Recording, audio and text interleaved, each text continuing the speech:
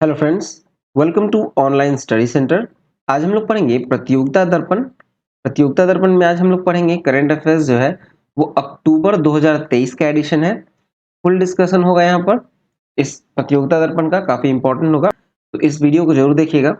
चलिए शुरू करते हैं। शुरू करेंगे राष्ट्रीय घटनाक्रम से, जहाँ पहला टॉपिक है स्वतंत्रता दिवस पर राष्ट्र के नाम संदेश में आर्थिक व अन्य उपलब्धियां का राष्ट्रपति श्रीमती द्रौपदी मुर्मू द्वारा उल्लेख। ठीक है, इस स्वतंत्रता दिवस के एक दिन पूर्व यानी कि पूर्व संध्या पर राष्ट्रपति के द्वारा जो संबोधन किया जाता है। ठीक है, तो जैसे देखा जाए तो 14 अगस्त 2023 को राष्ट्रपति श्रीमती द्रौपदी मुर्मू ने देश के 77वें स्वतंत्रता दिवस की पूर्व संध्या पर देशवासियों के नाम अपना संदेश प्रसारित किया। और इसमें देखा जाए तो अपने संबोधन में देशवासियों को स्वतंत्रता दिवस की बधाई देते हुए राष्ट्रपति श्रीमती द्रौपदी मुर्मू ने कहा कि 15 अगस्त 1947 को आजादी का नया सवेरा देखने के साथ ही अपनी नियति का निर्माण करने की स्वतंत्रता भी हमने प्राप्त की थी। उन्होंने अपने संबोधन में कहा कि विगत वर्षों में अंतर्राष्ट्रीय मंचों पर भारत की प्रतिष्ठा में वृद्धि हुई है। आर्थिक प्रगति की दिशा में भारत की उपलब्धियां और उल्लेख किया, जहां विश्व की अधिकांश अर्थव्यवस्था नाजुक दौर पर गुजरी। ठीक है, जहां पर उल्लेख हम लोगों ने उन्होंने किया कि भारत की उपलब्धियों के बारे में, कि जहां पर विश्व की अधिकांश अर्थव्यवस्था जो है वो नाजुक दौर से गुजर रही थी, वहीं हमारी अर्थव्यवस्था समर्थ दौर से गुजरते हुए दूसरों के आशा का स्रोत बनी। ठीक है, सामर्थ्य दौर से गुजर रही थी अपनी अर्थव्यवस्था और दूसरों के लिए एक आशा का स्रोत बनी। देखा जाए तो सरकार ने जन सामान्य पर मुद्रास्फीति का अधिक प्रभाव नहीं पड़ने दिया और साथ ही गरीबों का व्यापक सुरक्षा कवच भी प्रदान किया। इन सब के चलते भारत विश्व की 5वीं सबसे बड़ी अर्थव्यवस्था बन गई और अब विश्व की तीसरी सबसे बड़ी अर्थव्यवस्था बनने की ओर ये अग्रसर है। ठीक है, अब देखा जाए तो इन्होंने और कहा कि इस वर्ष जो चंद्रयान 3 का जो प्रक्षेपण हुआ था, जिसे इसरो ने प्रक्षेपित किया था, वो चंद्रमा की कक्षा में प्रवेश कर चुका है और कार्यक्रम के अनुसार उसका विक्रम लैंडर जो है और प्रज्ञान रोवर जो है वो अगले कुछ दिनों में चंद्रमा पर उतरेगा। ठीक है, एक्चुअली वो चंद्रमा पर उतर गया, पर 14 अगस्त को जब उन्होंने संबोधन किया था उस समय तक नहीं उतरा था। ठीक है, तो देखिए, भारत की धरती हमारे वैज्ञानिक और प्रौद्योगिकी देश का नाम रोशन कर रहे हैं और इस संदर्भ में अनुसंधान, नवाचार और उद्यमशीलता को बढ़ावा देने के लिए अगले 5 वर्षों में 50,000 करोड़ की राशि के साथ सरकार द्वारा स्थापित किया जा रहा अनुसंधान नेशनल रिसर्च फाउंडेशन का उल्लेख उन्होंने किया और बताया कि फाउंडेशन जो है वो महाविद्यालय, विश्वविद्यालय में अनुसंधान केंद्रों में शोध एवं विकास के आधार प्रदान करेगा। ठीक है, और अंत में राष्ट्रपति जी ने कहा कि नए संकल्प के साथ देश में अमृत काल में प्रवेश किया है और 2047 तक हम देश को एक विकसित राष्ट्र बनाने की दिशा में अग्रसर है। ठीक है, चलिए नेक्स्ट टॉपिक देखें। नेक्स्ट टॉपिक है स्वतंत्रता दिवस। स्वतंत्रता दिवस के अवसर पर लाल किले के प्राचीर से प्रधानमंत्री श्री नरेंद्र मोदी का संबोधन। ठीक है, देखा जाए तो 15 अगस्त को देश के स्वतंत्रता दिवस जो 15 अगस्त को था, इस वर्ष 77वां था और इस अवसर पर लाल किले की प्राचीर से देश के नाम संबोधन किया प्रधानमंत्री नरेंद्र मोदी ने और सभी देशवासियों को आजादी की इस पवित्र पर्व की शुभकामनाएं दी। और ये लगातार 10वीं बार है जब लाल किले की प्राचीर से तिरंगा फहराया गया है नरेंद्र मोदी के द्वारा। 10वां बार ध्वजारोहण किया गया है। ठीक है, और 10वां बार कांग्रेस के द्वारा किया गया था। 10 बार ध्वजारोहण हुआ था किनके द्वारा? तो डॉक्टर मनमोहन सिंह के द्वारा, और उनके ये बराबरी कर लिए। लाल किले की प्राचीर से तिरंगा के नीचे खड़े होकर लगभग 68 मिनट 68 मिनट अपने संबोधन दिया उन्होंने और इसमें सरकार के विगत 10 वर्षों का काम का हिसाब बताया उन्होंने। उन्होंने बताया कि 2014 में उनकी सरकार आने पर अर्थव्यवस्था जो है वो 10वें स्थान पर थी, जो कि अब 5वें स्थान पर है। भारत का जो अर्थव्यवस्था था 2014 में वो 10वें स्थान पर था और अभी भारत का अर्थव्यवस्था 5वें स्थान पर है। ठीक है, और उन्होंने बताया कि सरकार के लीकेज को रोकने के लिए उन्होंने बताया कि आज देश के पास ऐसी सरकार है जो सर्वजन हिताय सर्वजन सुखाय, ठीक है, सर्वजन हिताय सर्वजन सुखाय, देश के संतुलित विकास के लिए जनता की पाई पाई जनता की भलाई के लिए लग रही है। सरकार की योजनाओं से जनता को मिल रहे लाभ का उल्लेख किया गया।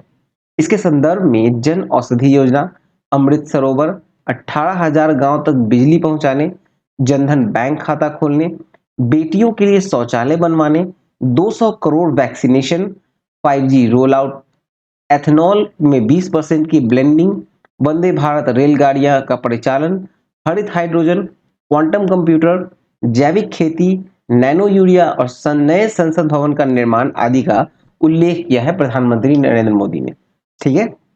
और कहा कि पर्वतमाला, भारतमाला, वाइब्रेंट बॉर्डर विलेज योजना अधिकारी उल्लेख उन्होंने किया है। ठीक है।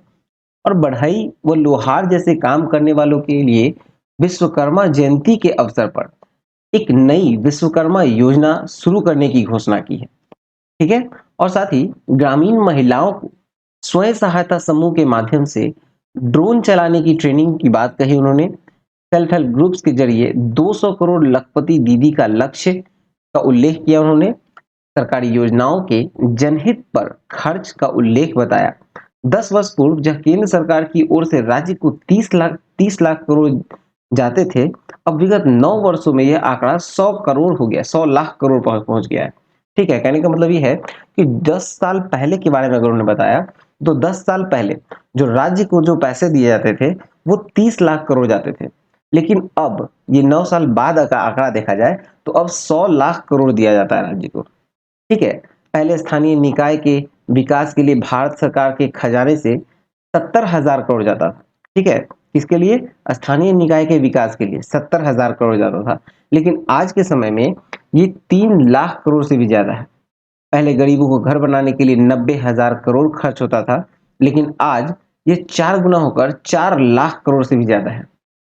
यूरिया बैग जो दुनिया में कुछ बाजारों में 3,000 में बिकते हैं, वो बैग हमारे किसानों को 300 रुपए में मिले हैं। इसके लिए देश की सरकार ने 10 लाख करोड़ किसानों को यूरिया सब्सिडी दे रही है। ठीक है। और अपने संबोधन में उन्होंने बताया कि मुद्रा बैंक योजना का उल्लेख किया। उन्होंने बताया कि इस योजना के तहत 20 लाख करोड़ से ज्यादा देश के नौजवानों को स्वरोजगार के लिए, अपने व्यवसाय के लिए, अपने कारोबार में दिए गए, मतलब इसके चलते लगभग 8 करोड़ लोगों ने नया कारोबार शुरू किया है। ठीक है। कितने? तो 8 करोड़ लोगों ने नया कारोबार शुरू किया। एमएसएमई को करीब 3.5 लाख करोड़ की मदद से कोरोना के संकट में भी डूबने नहीं दिया। ठीक है। और वन रैंक वन पेंशन देश की सेना के जवानों का एक सम्मान का विषय था, जिसे सरकार ने लागू किया। ठीक है। वन रैंक वन पेंशन लागू किया गया। फिर उन्होंने बताया कि उनकी सरकार के इन सारे प्रयास के परिणाम है कि आज 5 वर्ष के उनके एक कार्यकाल में 13.5 करोड़ गरीब गरीबी की जंजीरों को तोड़कर न्यू मिडिल क्लास के रूप में बाहर आए हैं। ठीक है। इसके साथ ही प्रधानमंत्री ने कहा कि भारत 1000 वर्ष की गुलामी और 1000 वर्ष की भव्यता के बीच खड़ा है। आज जो कहानी लिखी जाएगी वो अगले 1000 वर्ष की नींव होगी। ठीक है। ये सारी बातें उन्होंने अपने संबोधन में कहा और साथ ही कहा कि 2047 में विकसित भारत के सपने को साकार करने के लिए आने वाले 5 वर्ष में अभूतपूर्व विकास वर्षों के साथ स्वर्णिम पल भी प्रधानमंत्री ने करार दिया। भारत के लाल किला पर सर्वाधिक बार ध्वजारोहण करने वाले अगर प्रधानमंत्री के बारे में देखें तो सर्वाधिक बार यानी 17 बार किया गया है जवाहरलाल नेहरू के द्वारा। दूसरे स्थान पर है 16 बार किया है इंदिरा गांधी ने, 10 बार किया है मनमोहन सिंह ने और इनकी बराबरी कर ली है 10 बार नरेंद्र मोदी ने। ठीक है। चलिए नेक्स्ट टॉपिक की ओर मूव करें हम लोग। नेक्स्ट टॉपिक है कि मानहानि मामले में सजा स्थगन के पश्चात राहुल गांधी की संसद सदस्यता बहाल। देखिए, हुआ यूं कि 4 अगस्त को याचिका की सुनवाई हुई सर्वोच्च न्यायालय के न्यायमूर्ति बी.आर. गवई, न्यायमूर्ति पी.एस. नरसिम्हा और न्यायमूर्ति संजय कुमार की पीठ की थी और इन्होंने उनके दोष सिद्धि पर रोक आरोपित की है।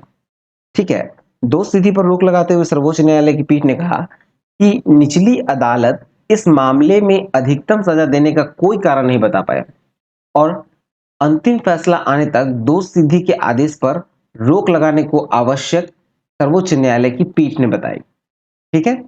हुआ यूं था कि 2019 में कोलार में एक जनसभा को संबोधन करने के दौरान मोदी उपनाम मतलब मोदी के नाम से उन्होंने अपमानजनक टिप्पणी की थी और इसे मानहानि के मामले में इन्हें सजा सुनाई गई थी। 23 मार्च 2023 को सूरत की एक अदालत द्वारा कांग्रेस नेता राहुल गांधी को 2 वर्ष का कारावास का सजा सुनाया गया। ठीक है, और ये 2 वर्ष का जो कारावास था राहुल गांधी को, ये उन्हें सुनाया गया, जिससे उनकी सदस्यता खत्म हो गई। देखा जाए तो राहुल गांधी जो हैं वो तमिलनाडु में वायनाड लोकसभा क्षेत्र से निर्वाचित हैं, और अदालत इस फैसले के संदर्भ में लोकसभा सचिवालय में संविधान के अनुच्छेद 102(1)(ई) के तहत तथा जन प्रतिनिधित्व अधिनियम 1991 के सेक्शन क्षेत्र 8 के तहत उनकी लोकसभा सदस्यता को रद्द कर दिया और वायनाड सीट को रिक्त घोषित कर दिया। राहुल गांधी लोकसभा की सदस्यता रद्द करने की 24 मार्च 2023 की अधिसूचना को लोकसभा सचिवालय ने आगामी न्यायिक निर्णय तक यानी 7 अगस्त 2023 तक रद्द कर दिया। ठीक है, 7 अगस्त 2023 को ही रद्द किया है। ठीक है, सदस्यता बहाली के अगले ही दिन मतलब 8 अगस्त को 7 अगस्त को बहाली हुई सदस्यता, और 8 अगस्त को राहुल गांधी ने लोकसभा की बैठक में शामिल हुए और केंद्र सरकार के विरुद्ध अविश्वास प्रस्ताव पर 9 अगस्त को विपक्ष की ओर से चर्चा में उन्होंने भाग लिया। ठीक है, 8 अगस्त को मतलब 7 अगस्त को उनकी फिर से बहाल कर दी गई, उनको रद्द कर दिया गया, उनका जो हटाया गया था उनका सदस्यता उनको रद्द किया गया। 8 अगस्त को उनको लोकसभा में शामिल किया गया और 9 अगस्त को अविश्वास प्रस्ताव के विपक्ष में मतलब इन्होंने चर्चा में भाग लिया था। ठीक है, अब देखते हैं नेक्स्ट टॉपिक। नेक्स्ट टॉपिक है मोदी सरकार के विरुद्ध अविश्वास प्रस्ताव लोकसभा में ध्वनि मत से खारिज। ठीक है, देखिए 10 अगस्त को विपक्ष के वॉकआउट के पश्चात ध्वनि मत से ही लोकसभा में अविश्वास प्रस्ताव खारिज हो गई। देखा जाए तो 26 जुलाई 2023 को लोकसभा में कांग्रेस के उप नेता श्री गौरव गोगोई द्वारा मणिपुर में हिंसा को लेकर नियम 198 के तहत यह अविश्वास प्रस्ताव सदन में पेश किया गया, जिसका समर्थन कांग्रेस के अतिरिक्त तृणमूल कांग्रेस, द्रमुक और कई अन्य विपक्षी दलों के 50 से अधिक सदस्यों ने इसका समर्थन किया था। ठीक है, और देखा जाए तो 50 से अधिक विपक्षी सांसदों के अनुमोदन के पश्चात अविश्वास प्रस्ताव को चर्चा के लिए स्वीकार किया गया था। किसके द्वारा? तो जो स्पीकर हैं ओम बिरला ने इसे स्वीकार किया था। ठीक है, कांग्रेस संसदीय दल के नेता जो हैं श्री अधीर रंजन चौधरी, उन्होंने कहा कि नरेंद्र मोदी 100 बार प्रधानमंत्री बने, उन्हें इसकी चिंता नहीं है, किंतु कांग्रेस को देश के लोगों की चिंता है। उन्होंने कहा कि कांग्रेस केवल इतना चाहती है कि प्रधानमंत्री मणिपुर के लोगों को शांति का संदेश दे और कम से कम एक बार तो मन की बात में इसके बारे में बात करें। उन्होंने कहा कि इंडिया गठबंधन बनाया गया है, उस गठबंधन के पास ऐसा कोई तरीका नहीं बचा था कि पीएम को बुलाने के लिए अविश्वास प्रस्ताव लाना पड़ा। ये किसने कहा? तो अधीर रंजन चौधरी ने कहा था। ठीक है, और कहा कि राहुल गांधी ने सरकार पर सीधा हमला करते हुए कहा कि भाजपा ने मणिपुर में देश की हत्या की है। उन्होंने कहा कि नरेंद्र मोदी हिंदुस्तान की आवाज नहीं सुनते हैं, केवल दो लोगों की आवाज सुनते हैं। इस संदर्भ में श्री अमित शाह और अडानी इन दोनों का उल्लेख उन्होंने किया। ठीक है, चर्चा के दौरान अमित शाह ने कहा कि सरकार के विरुद्ध अविश्वास प्रस्ताव के लिए कुछ ठोस तर्क विपक्ष ने नहीं दिया है। अविश्वास प्रस्ताव का उद्देश्य जो है वो केवल जनता में भ्रांति पैदा करने के लिए है। गठबंधन में शामिल दल गरीबी हटाओ का नारा देकर दशकों तक उसे वोट बैंक के रूप में इस्तेमाल करते रहे, किंतु इन गरीबों का उत्थान मोदी सरकार ने किया। इस परिप्रेक्ष्य में शौचालय, उज्ज्वला, पक्के मकान, नल से जल तथा जनधन योजना आदि का उल्लेख किया गया अमित शाह के द्वारा। ठीक है, और साथ ही कहा जाए तो प्रधानमंत्री नरेंद्र मोदी ने कहा कि जनता ने लगातार उनकी सरकार पर भरोसा जताया है, जिसके लिए जनता का धन्यवाद उन्होंने किया।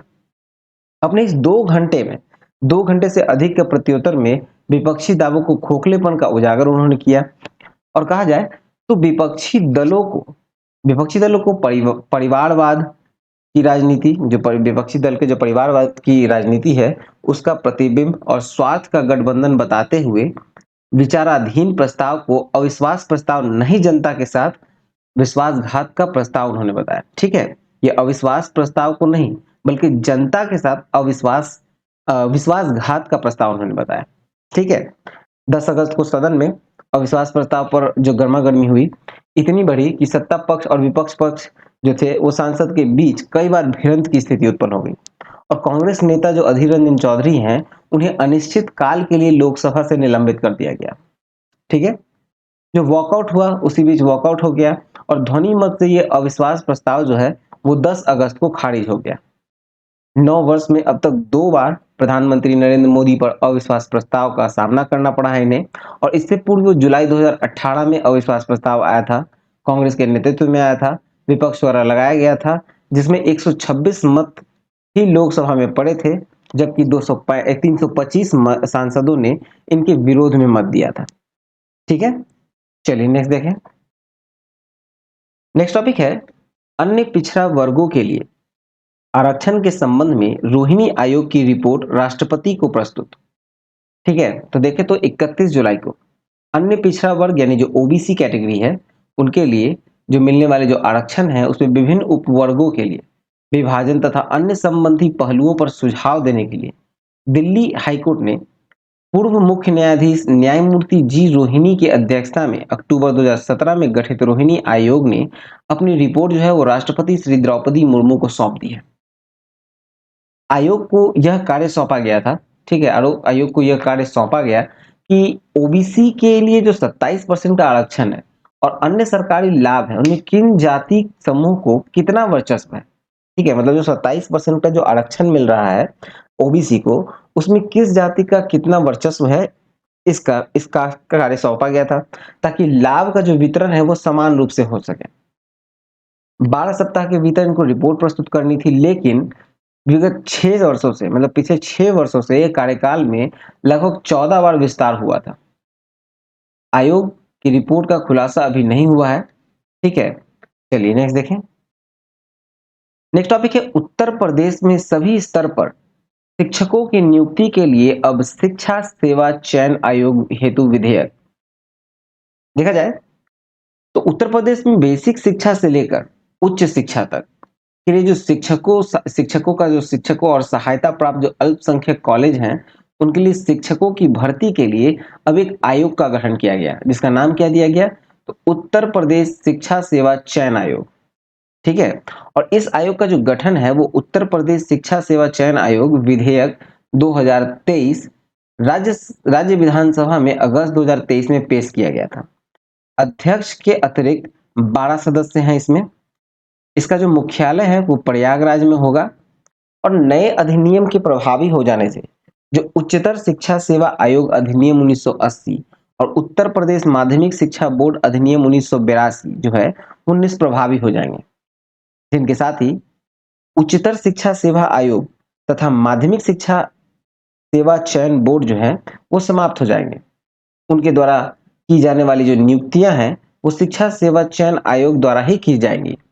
ठीक है, और सहायता प्राप्त जो अल्पसंख्यक महाविद्यालय के लिए अध्यापकों का चयन ये नया आयोग ही करेगा।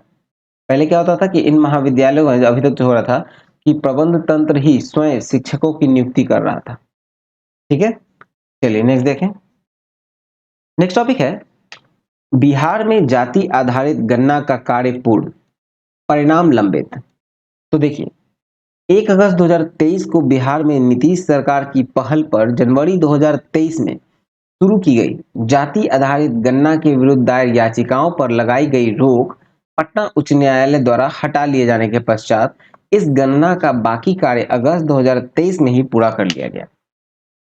ठीक है, और 1 अगस्त को जातीय गणना के विरुद्ध याचिकाओं पर सुनवाई के दौरान इस गणना के अंतरिम रोक जो है वो पटना उच्च न्यायालय ने आरोपित की थी और इस मामले की आगे की सुनवाई के पश्चात रोक हटाने का फैसला 1 अगस्त को लिया गया।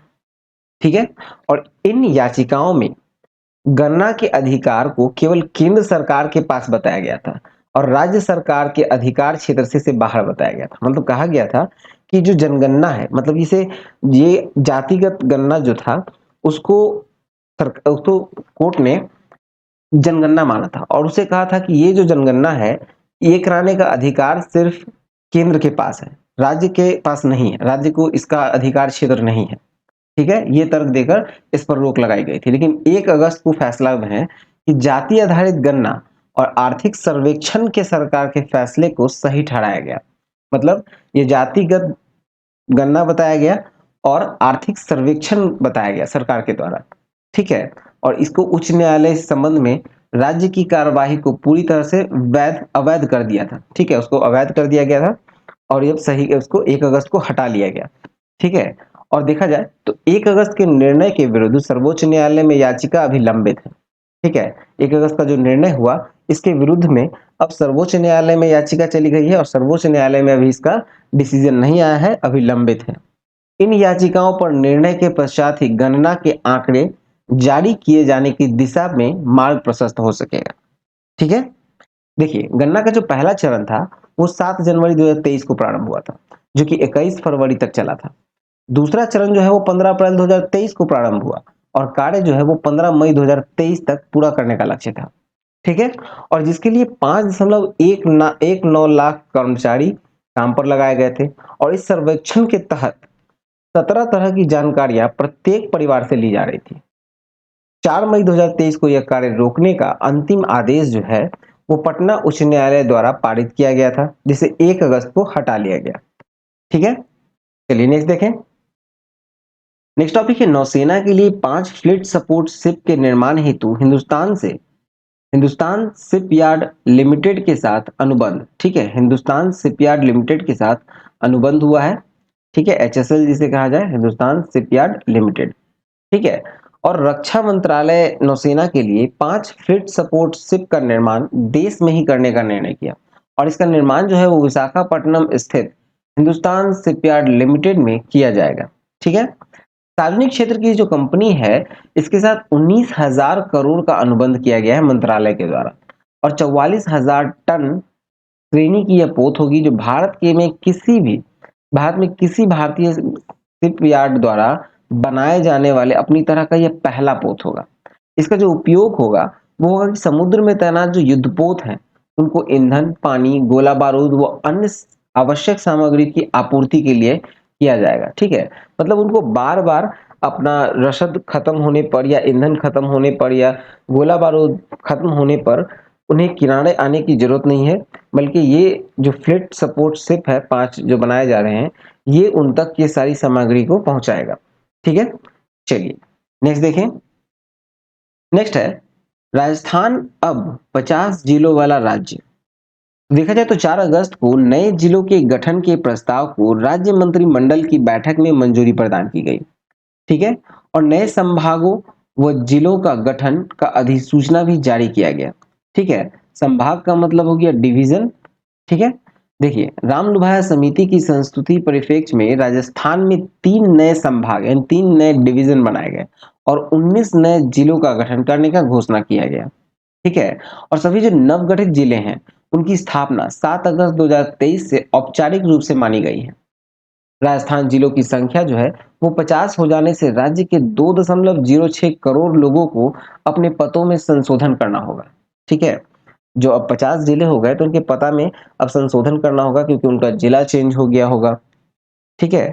देखिए, Aadhaar card, driving licence, passport, PAN card, ration card, जन्म प्रमाण पत्र आदि दस्तावेज में संशोधन इन्हें करना होगा ताकि जिले के नए नाम का समावेश इनमें हो सके। ठीक है। और जयपुर और जोधपुर नगर निगम सीमा से बाहर वाली जो तहसील है उसको जयपुर ग्रामीण और जोधपुर ग्रामीण जिला नाम दिया गया। राजस्थान में अब सबसे बड़ा जिला जो है वो है जैसलमेर और सबसे छोटा जिला जो है राजस्थान में वो है दूदू। तहसीलों की जो संख्या की दृष्टि से देखें तो जयपुर ग्रामीण 13 तहसीलों के साथ सबसे बड़ा जिला है। ठीक है, अगर तहसील की संख्या से देखा जाए वैसे तो जैसलमेर सबसे बड़ा जिला है, लेकिन अगर तहसील की संख्या से देखें तो जयपुर ग्रामीण होगा क्योंकि यह 13 तहसील है। ठीक है।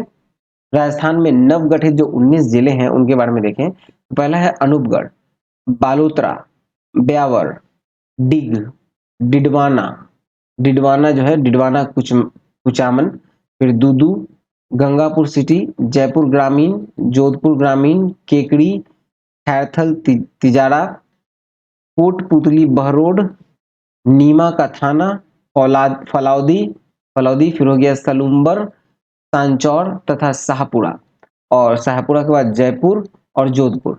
ये 19 जिले हो गए। ठीक है, नए गठित जो है। अब देखा जाए तो भारत में जो सर्वाधिक जिलों वाला राज्य है वो है उत्तर प्रदेश, सर्वाधिक जिले यहाँ पे है 75 जिले, ठीक है।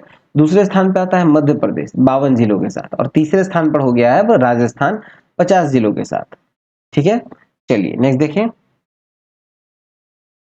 आगे है कि राज्य के जो 10 संभाग हैं और उनमें शामिल जो जिलों की संख्या देखें, तो ये 10 संभाग है, मतलब 10 डिवीजन है, ठीक है, ये 10 डिवीजन है। और इसमें कितने कितने जिले हैं ये देखा जाए तो जयपुर में कुल 4 जिले शामिल हैं, सीकर में कुल 4 जिले हैं, जयपुर में सॉरी बीकानेर में 4 थे, और जयपुर में आपको 7 जिले हैं, फिर जोधपुर में 6 हैं, पाली में 4 हैं, उदयपुर में 5 हैं, भरतपुर में 6 हैं, कोटा में 4, अजमेर में 7 और बांसवाड़ा में 3 है, ठीक है। ये कुल 10 संभाग हो गए, मतलब डिवीजन हो गए। चलिए नेक्स्ट देखते हैं अब हम लोग। नेक्स्ट टॉपिक देखें तो सभी भाषाओं में केरल का नाम केरलम करने के लिए आग्रह प्रस्ताव केरल विधानसभा में पारित हुआ है। देखा जाए तो 9 अगस्त 2023 को केरल विधानसभा के एक प्रस्ताव सर्वसम्मति से पारित किया गया, जिनमें विधानसभा में पहली अनुसूची के साथ साथ 8वीं अनुसूची में सभी भाषाओं के राज्य का नाम आधिकारिक रूप से केरलम करने का आग्रह केंद्र सरकार से किया गया है, ठीक है। अभी केरल है और केरल से उसका नाम केरलम करने का आधिकारिक रूप से केरलम करने का आग्रह किया गया है, किससे, तो केंद्र सरकार से। देखिए प्रस्ताव को कांग्रेस के नेतृत्व वाले जो विपक्षी यूडीएफ है, मतलब यूनाइटेड डेमोक्रेटिक फ्रंट जो है, जिसे संयुक्त लोकतांत्रिक मोर्चा कहते हैं, उन्होंने भी बिना किसी संशोधन या सुझाव के इसे स्वीकार किया है, ठीक है। और विधानसभा में 9 अगस्त को ही प्रस्ताव प्रस्तुत करते हुए मुख्यमंत्री पिनराई विजयन ने कहा कि मलयालम भाषा में राज्य को केरलम ही कहा जाता है, किंतु अन्य भाषाओं में ये अब भी केरल ही है, ठीक है। इसलिए इसका नाम अब सभी भाषाओं में केरलम करने का प्रस्ताव पारित कर इसे केंद्र को भेजा गया है, ठीक है। केंद्र से रिक्वेस्ट किया गया है, आग्रह किया गया है, इसे केरलम किया जाए। चलिए नेक्स्ट टॉपिक देखते हैं अब हम लोग। नेक्स्ट टॉपिक देखा जाए तो 1969 में जन्म और मृत्यु पंजीकरण अधिनियम के संशोधन हेतु विधेयक संसद में पारित, ठीक है। एक जन्म और मृत्यु पंजीकरण अधिनियम है 1969 का, उसमें संशोधन के लिए विधेयक पारित किया गया है संसद में। चलिए देखते हैं इसके बारे में। तो जन्म एवं मृत्यु पंजीकरण संशोधन विधेयक अधिनियम 2023 को लोकसभा द्वारा 1 अगस्त और राज्य की सभा के द्वारा 7 अगस्त को पारित किया गया, और इस विधेयक का राष्ट्रपति का अनुमोदन भी मिल गया 12 अगस्त को, ठीक है। देखिए इस संशोधन कानून के जरिए 1969 के जन्म और मृत्यु पंजीकरण अधिनियम 1969 में संशोधन कर जन्म मृत्यु पंजीकरण के लिए आधार को अनिवार्य बनाने का प्रावधान किया गया है, ठीक है। अब जो जन्म और मृत्यु होगा, ठीक है, जन्म और मृत्यु का जो पंजीकरण होगा, रजिस्ट्रेशन होगा, उस अधिनियम के लिए आधार को अनिवार्य बनाने का प्रावधान किया गया।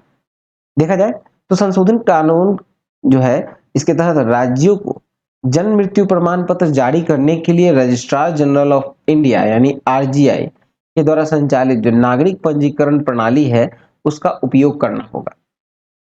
अधिनियम के प्रभावी होने के पश्चात शैक्षणिक संस्थानों में प्रवेश, ड्राइविंग लाइसेंस, नियुक्ति, मतदाता सूची के नाम लाने आदि के मामले में एक ही जन्म प्रमाण पत्र को प्रमाणिक दस्तावेज के रूप में प्रस्तुत किया जा सकेगा, ठीक है। जन्म मृत्यु के पंजीकरण का जो नियमन है 1969 का अधिनियम, उसे लाया गया तथा यह पहला अवसर है जब इस अधिनियम में संशोधित किया गया, ठीक है। 1969 का जो ये अधिनियम है इसमें कभी संशोधन नहीं किया गया, ये पहली बार है जब संशोधन किया गया है। चलिए आगे देखें। नेक्स्ट टॉपिक है कूनो नेशनल पार्क में एक और मादा चीते की जुलाई 2023 में मृत्यु, दक्षिण अफ्रीका से 12 और चीते लाने की योजना। तो देखिए 2 अगस्त 2023 को मध्य प्रदेश के श्योपुर स्थित जो कूनो नेशनल पार्क है, वहां पिछले वर्ष जो बसाए गए चीतों में से एक और मादा चीता जिसका नाम है धात्री, धात्री मृत पाई गई। देखा जाए तो जो मौजूदा चीतों की कुल संख्या है वहां पे अब एक शावक सहित कुल 15 रह गई हैं। 5 माह में मतलब पिछले 5 महीनों में 3 शावकों सहित कुल 9 चीतों की मौत वहां हुई है, ठीक है। और इनमें 2 चीतों की मौत वहां जुलाई 2023 में ही हुई है। देश में इस चीता पुनर्वास परियोजना के तहत जो तीसरा चरण होगा उसे दक्षिण अफ्रीका से 12 और चीतों को भारत लाने की योजना है। चलिए नेक्स्ट देखें। अब आते हैं हम लोग अगला टॉपिक चंद्रयान पर। तो चंद्रयान 3 का लैंडर चंद्रमा पर उतरा और दक्षिणी ध्रुव पर सफल लैंडिंग करने वाला भारत जो है वो विश्व का पहला देश बन गया। देखिए 23 अगस्त को जो इसरो है, मतलब भारतीय अंतरिक्ष अनुसंधान संगठन जो है, जिसके प्रमुख है एस सोमनाथ, वो चंद्रमा उनके द्वारा चंद्रमा पर भेजे गए जो चंद्रयान 3 का लैंडर जो है विक्रम, वो चंद्रमा की सतह पर कदम रखा है। ठीक है, जो लैंडर है उसका नाम है विक्रम, उसने चंद्रमा की सतह पर कदम रखा है। देखा जाए तो 14 जुलाई को श्रीहरिकोटा से LVM-3 Mk4 रॉकेट के जरिए इसे प्रक्षेपित किया गया था और 41 दिन की यात्रा के बाद ये चंद्रमा पर पहुंचा। चंद्रयान 3 का लैंडर मॉड्यूल जो है वो विक्रम चंद्रमा के दक्षिणी ध्रुव पर निर्धारित योजना के अनुसार भारत के समय अनुसार शाम के 6:04 पर सॉफ्ट लैंडिंग करने में कामयाब रहा था। ठीक है, इसरो जो प्रमुख है एस सोमनाथ, उन्होंने सफलता को वैज्ञानिकों की पीढ़ियों की मेहनत का नतीजा बताया। चंद्रमा पर सॉफ्ट लैंडिंग कराने वाला जो भारत है वो चौथा देश है। 11 अगस्त को रूस ने 47 वर्ष के अंतराल के पश्चात चंद्रमा के मिशन के लिए लूना 25 का प्रक्षेपण किया था, जो असफल रहा। देखा जाए तो लूना 25 को चंद्रमा के दक्षिणी ध्रुव पर ही सॉफ्ट लैंडिंग 21 अगस्त को करनी थी, जो कि अंतिम समय में ऑर्बिट से भटक कर एक दिन पूर्व यानी कि 20 अगस्त को ही चंद्रमा की सतह से क्रैश हो गया। ठीक है, देखिए हुआ यूं कि इसको तो लैंडिंग करनी थी आपको 21 अगस्त को, मतलब ये निकला भी भारत के चंद्रयान के बाद था और इसे उतरना भी था चंद्रयान से पहले दक्षिणी ध्रुव पर। वहां पर ये पहला देश बनना चाह रहा था, लेकिन हुआ यूं कि जिस दिन उसे अपना ऑर्बिट चेंज कर कर चंद्रमा के ऑर्बिट में जाना था और उस समय जो है वो ठीक से उतर चंद्रमा पे जाने के लिए जो ऑर्बिट ठीक से चेंज नहीं कर पाया और उसमें वो 20 अगस्त को ही चंद्रमा की सतह पर क्रैश हो गया। ठीक है, और देखा जाए तो इसरो के वैज्ञानिकों को बधाई देते हुए 23 अगस्त के ऐतिहासिक दिन को राष्ट्रीय अंतरिक्ष दिवस, ठीक है, यानी कि नेशनल स्पेस डे था। विक्रम लैंडर को चंद्रमा पर उतरने के स्थल का नामकरण जो है वो शिव शक्ति स्थल बनाया गया, शिव शक्ति स्थल नाम दिया गया है। ठीक है, और इसकी घोषणा किसने की? तो प्रधानमंत्री नरेंद्र मोदी ने की। देखा जाए तो चंद्रयान 2 का लैंडर जो है वो चंद्रमा से टकराने की जो स्थल है उसका नामकरण किया गया है तिरंगा पॉइंट से। चंद्रयान 2 जो है वो क्रैश हो गया था जो लैंड करने के दौरान, तो उस जगह पर जहां पर ये क्रैश हुआ था उसका नाम रखा गया है तिरंगा पॉइंट। देखा जाए तो चंद्रयान 3 के जो 3 प्रमुख भाग हैं, पहला है आपको प्रोपल्सन मॉड्यूल, दूसरा है लैंडर मॉड्यूल है जिसे विक्रम के नाम से जानते हैं, तीसरा है रोवर जिसे हम लोग प्रज्ञान के नाम से जानते हैं। ठीक है, देखिए 17 अगस्त को चंद्रमा की कक्षा में प्रोपल्सन मॉड्यूल से अलग होकर लैंडर मॉड्यूल जो है, यानी कि प्रोपल्सन मॉड्यूल से अलग हो गया। कब? 17 अगस्त को विक्रम लैंडर उससे अलग हो गया और चंद्रमा की तरफ आगे बढ़ा। 23 अगस्त को चंद्रमा की सतह पर वो सॉफ्ट लैंडिंग इसने की थी और दूसरा लक्ष्य जो था इसका कि 6 पहियों वाला जो रोवर है प्रज्ञान और 4 पैरों वाला लैंडर जो है विक्रम, ये विक्रम से बाहर निकलकर, यानी 6 पैरों वाला जो रोवर है वो विक्रम के पैरों से बाहर निकलेगा और चंद्रमा की सतह पर, ठीक है, चंद्रमा की सतह पर ये घूमेगा। ठीक है, देखा जाए तो इसका जो दूसरा लक्ष्य है वो 6 पहियों वाला रोवर है प्रज्ञान। रोवर जो है उसमें 6 पहिए लगे हुए हैं और 4 पैरों वाला जो लैंडर है विक्रम से बाहर निकलकर चंद्रमा की सतह पर घूमना था और चंद्रमा पर प्रज्ञान द्वारा घूम घूम कर आंकड़े, सैंपल और अन्य जानकारी एकत्र करना उनका संप्रेषण इस मिशन का तीसरा व सर्वाधिक महत्वपूर्ण लक्ष्य था। आगे देखें तो इस लक्ष्य को हासिल करने के लिए विक्रम और प्रज्ञान के पास केवल एक चंद्र दिवस है। एक चंद्र दिवस मतलब पृथ्वी का 14 दिन। जो ये दक्षिण ध्रुव पर है तो अभी वो 14 दिन तक वहां धूप रहेगा और 14 दिन बाद वो ठंड पड़ेगी। ठीक है, तो जब ठंड पड़ेगी तो उस समय जो चंद्रयान है वो ठीक से काम नहीं करेगा। तो इसलिए अगस्त के अंत तक देखा जाए तो चंद्रमा की जो सतह के ऊपर वो नीचे का तापमान का जो जानकारी दिया गया है, संप्रेषण किया गया है और साथ में वहां पे सल्फर और ऑक्सीजन सहित कई रासायनिक तत्वों की पुष्टि भी किया गया है प्रज्ञान के द्वारा। और देखा जाए तो प्रज्ञान में यह जानकारी दी गई कि चंद्रमा की सतह का जो तापमान है वो 50 डिग्री सेल्सियस है। ठीक है, मतलब वो दक्षिण ध्रुव का जो है वो तापमान है 50 डिग्री सेल्सियस। और जब ये 80 मिलीमीटर नीचे जाते हैं तो यहाँ -10 डिग्री है।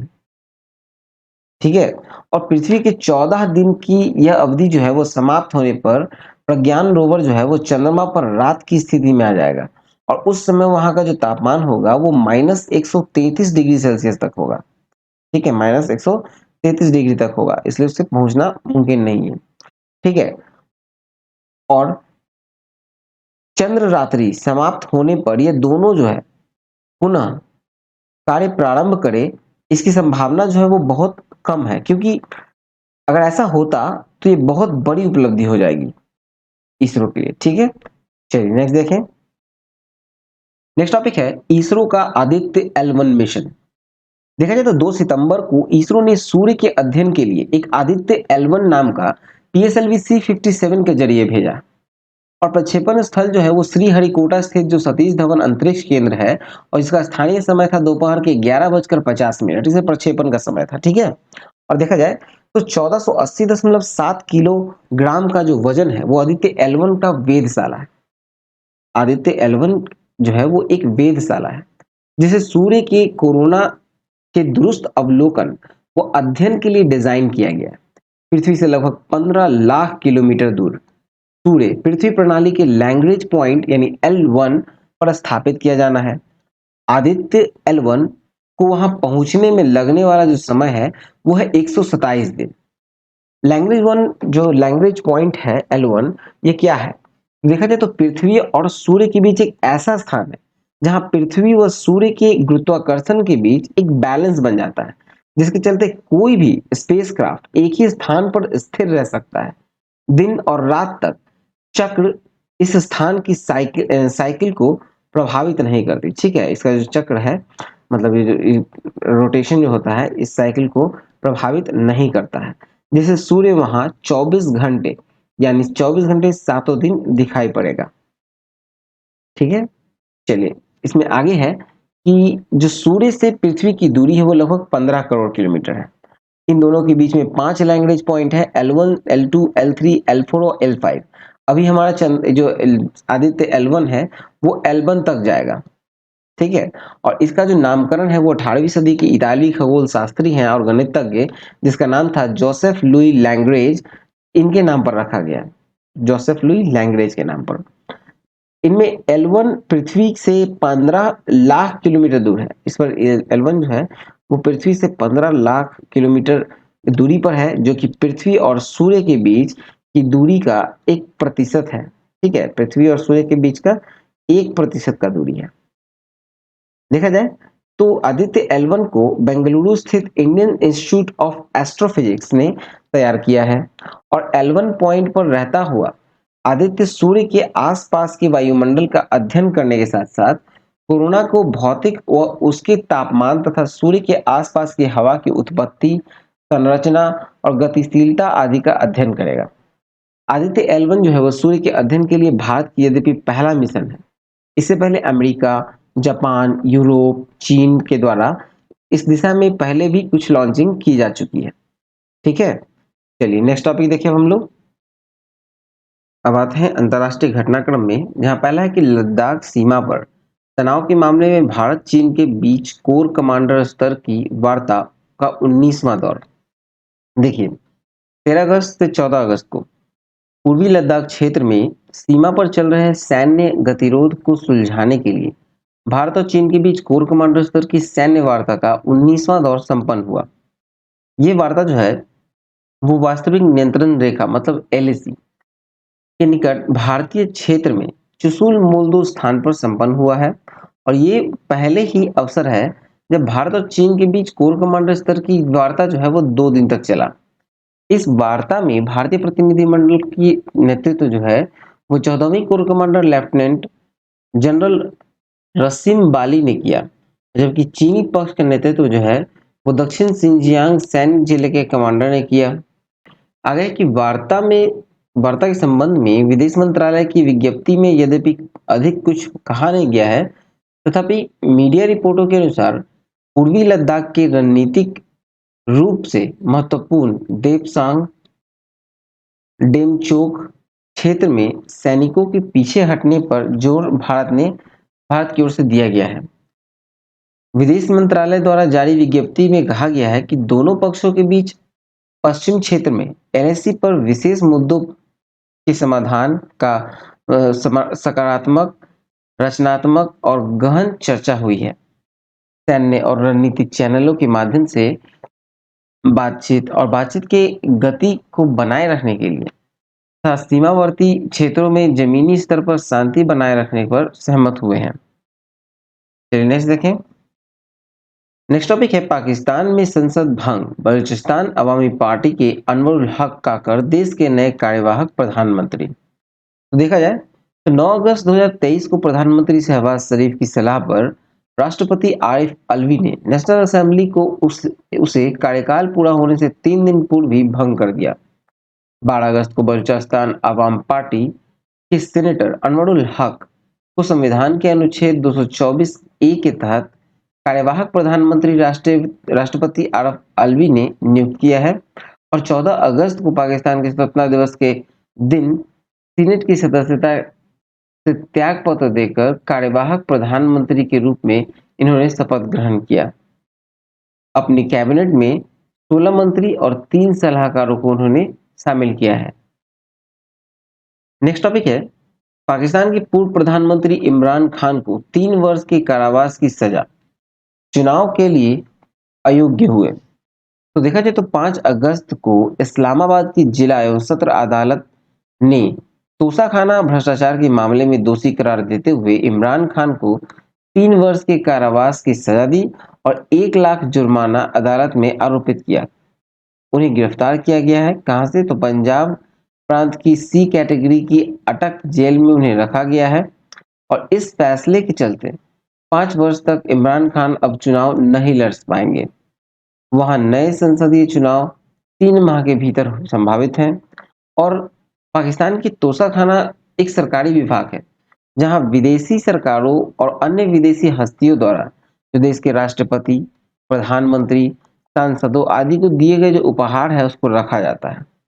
बताया गया कि प्रधानमंत्री रहते हुए इमरान खान ने यूरोप को अरब देशों से मिले अनेक कीमती उपहारों का खुलासा भी नहीं किया तथा अनेक उपहारों को उन्होंने उनके असली मूल्य से काफी कम कीमत पर खरीद कर विदेश में उसे ऊंची कीमतों पर बेच दिया है। ठीक है, चलिए नेक्स्ट देखिए। नेक्स्ट है कि पाकिस्तान और चीन की 1 दशक पुरानी सीपीईसी परियोजना के तहत 6 नए समझौतों पर हस्ताक्षर। तो देखा जाए तो 31 जुलाई 2023 को पाकिस्तान के बलूचिस्तान के ग्वादर बंदरगाह को चीन के सिंचियांग प्रांत से जोड़ने वाले महत्वपूर्ण सीपीईसी परियोजना दूसरे चरण के पारस्परिक सहयोग के 6 समझौते पर हस्ताक्षर हुए। ठीक है, सीपीईसी मतलब चाइना पाकिस्तान इकोनॉमिक कॉरिडोर है। ठीक है, और देखा जाए तो पाकिस्तान के तत्काल प्रधानमंत्री शहबाज शरीफ और चीन के उप प्रधानमंत्री ही लिफेंग की उपस्थिति में यह हस्ताक्षर जो है वो इस्लामाबाद में संपन्न हुए हैं। द्वितीय चरण के जो हस्ताक्षर है उसमें पाकिस्तान के तत्कालीन प्रधानमंत्री शहबाज शरीफ ने कहा कि जिन दस्तावेजों पर हस्ताक्षर किए गए हैं उनका उद्देश्य जो है वो है पाकिस्तान और चीन के बीच आर्थिक संबंधों को और मजबूत करना है। सीपीईसी के तहत अब पाकिस्तान की बिजली और पनबिजली क्षेत्र, सड़क के बुनियादी ढांचे और सार्वजनिक परिवहन में 25 अरब डॉलर से अधिक का निवेश हुआ है तथा अब सीपीईसी के दूसरे चरण में प्रवेश कर रहे हैं। चलिए नेक्स्ट टॉपिक देखें। नेक्स्ट टॉपिक है म्यांमार में आपातकाल 6 माह की पुनः वृद्धि। ठीक है, आपातकाल की 6 महीने के लिए फिर से वृद्धि कर दी गई है म्यांमार में। तो देखा जाए तो जुलाई 2023 में म्यांमार के सैन्य शासन ने देश में फरवरी 2021 में लागू आपातकाल में 6 महीना का पूरा पुनः वृद्धि किया गया है। ठीक है, और इसके साथ अगस्त 2023 में कराए जाने वाले जो चुनाव है वो फिर से टल गए। नवंबर 2020 में वहां पे संपन्न हुए थे चुनाव, जिसमें फर्जीवाड़े के आरोप लगाए गए और आंग सान सू की के नेतृत्व वाली जो नेशनल लीग फॉर डेमोक्रेसी है, उसके निर्वाचित सरकार को अपदस्थ कर दिया गया और सत्ता पर कब्जा कर लिया गया। इसके पश्चात वहां आपातकाल की घोषणा सरकार ने की थी। ये चौथा अवसर है जब आपातकाल में वृद्धि म्यांमार में की गई है। 31 जुलाई 2023 को आपातकाल में वृद्धि घोषणा करते हुए सैन्य कमांडर मिन आंग हैंग ने कहा कि विभिन्न भागों में चल रही हिंसा के चलते अभी चुनाव के लिए उपयुक्त माहौल नहीं है। ठीक है, और अमेरिका प्रवक्ता का कहना है कि म्यांमार का मौजूदा शासन म्यांमार के लोगों को लोकतांत्रिक मूल्यों का हनन कर रहा है तथा म्यांमार का संकट बढ़ता ही जा रहा है। ठीक है, चलिए नेक्स्ट टॉपिक देखें। नेक्स्ट टॉपिक है पश्चिमी अफ्रीकी देश नाइजर में सैन्य विद्रोह, राष्ट्रपति बजौम गिरफ्तार। तो देखा जाए तो 26 जुलाई 2023 को पश्चिमी अफ्रीकी भूमिबद्ध जो लैंडलॉक कंट्री है जिसका नाम है नाइजर, वो सेना ने विद्रोह कर सत्ता पर नियंत्रण कर लिया। सत्ता पर कब्जा करते ही सेना ने राष्ट्रपति मोहम्मद बाजौम गिरफ्तार कर लिया। इस आशय की घोषणा करते हुए सेना के अब्दुल रहमान तिचियानी ने अगले ही दिन खुद को सरकार का प्रमुख घोषित करते हुए कहा कि रक्षा और सुरक्षा बलों ने उसे शासन पर समाप्त करने का फैसला किया है, जिसके चलते आर्थिक स्थिति व सुरक्षा स्थिति के साथ साथ सामाजिक स्थिति के निरंतर गिरावट की स्थिति बनी हुई है। नाइजर 7 देश Algeria, Mali, Libya, Chad, Niger, Benin, Burkina Faso की सीमाओं से सटा हुआ है। सभी सीमाओं को बंद कर दिया गया है। ठीक है, और 15 पश्चिमी अफ्रीकी देश समूह जो है पश्चिमी अफ्रीकी राज्य आर्थिक समुदाय यानी economic community of West African states, जिसको इकोवास कहा जाता है, ने धमकी दी है कि राष्ट्रपति मोहम्मद बैजौम की सरकार को यदि बहाल नहीं किया गया तो बल का प्रयोग कर सकता है। इकोवास को फ्रांस और अमेरिका ने भी समर्थन दिया है। और नाइजर के दो पड़ोसी हैं, बुर्किना फासो और माली। उन्होंने घोषणा की है कि नाइजर में किसी भी बाह्य सैन्य हस्तक्षेप को उनके विरुद्ध युद्ध की घोषणा के रूप में वो मानेंगे। ठीक है, कहने का मतलब यह है कि नाइजर के जो दो पड़ोसी देश हैं, एक है बुर्किना फासो और माली, यहाँ पर ऑलरेडी पहले से वहां पर सैन्य शासन है। ठीक है, और उन्होंने एक घोषणा की है कि नाइजर में किसी भी बाहर का जो सैन्य हस्तक्षेप होगा उसको उनके विरुद्ध युद्ध की घोषणा के रूप में वो मानेंगे।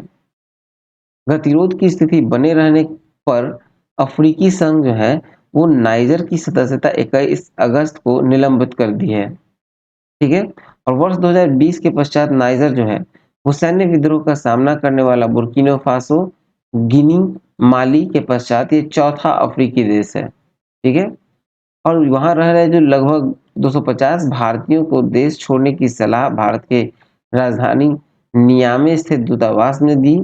ठीक है, वहां पर जो राजधानी है नियामे, नियामे में वहाँ जो भारतीय दूतावास है उसने सजेस्ट किया है कि यहाँ से निकल जाए। 250 भारतीय लगभग वहाँ रहते हैं, तो कुछ भारतीयों को फ्रांस की मदद से वहां से निकाला भी गया है। ठीक है, चलिए नेक्स्ट देखें। नेक्स्ट टॉपिक है चंद्रमा पर लैंडिंग के लिए रूस के द्वारा 43 वर्ष के अंतराल के प्रक्षेपित लूना 25 सतह से टकराकर नष्ट हुआ।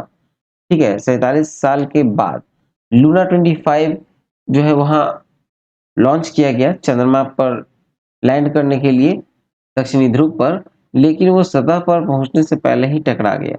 ठीक है, और देखा जाए तो 11 अगस्त को रूसी अंतरिक्ष एजेंसी है रॉसकॉस्मोस रॉसकॉस्मोस ने चंद्रमा के दक्षिणी ध्रुव पर लैंडिंग के लिए लूना 25 का प्रक्षेपण किया था। सोयूज 21 बी, ठीक है, सोयूज 2.1 बी रॉकेट के जरिए रूस के वोस्तोनी कॉस्मोड्रोम से लूना ग्लोबल मिशन के तहत प्रक्षेपण किया गया था। और 21 अगस्त को चंद्रमा के दक्षिणी ध्रुव पर इसकी सॉफ्ट लैंडिंग होनी थी, लेकिन ये 20 अगस्त को ही क्रैश हो गया, ठीक है? क्योंकि जब ये अपना ऑर्बिट बदल रहा था, ठीक है? लैंडिंग से पहले जब ये अपना ऑर्बिट बदल रहा था, तो इसमें असामान्य स्थिति आ गई, जिसके कारण ये ठीक ढंग से ऑर्बिट नहीं बदल सका और चंद्रमा की सतह से टकराकर नष्ट हो गया, ठीक है?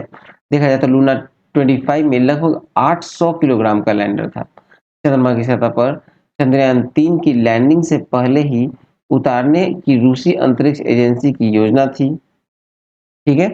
चलिए नेक्स्ट देखें।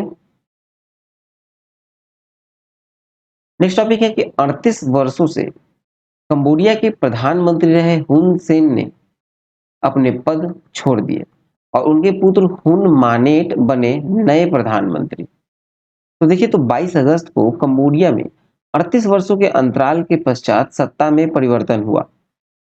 प्रधानमंत्री हुन सेन जो कि 70 वर्षीय हैं, उन्होंने त्याग पत्र दिया और उनके पुत्र डॉक्टर हुन मानेट वहां के नए प्रधानमंत्री बने।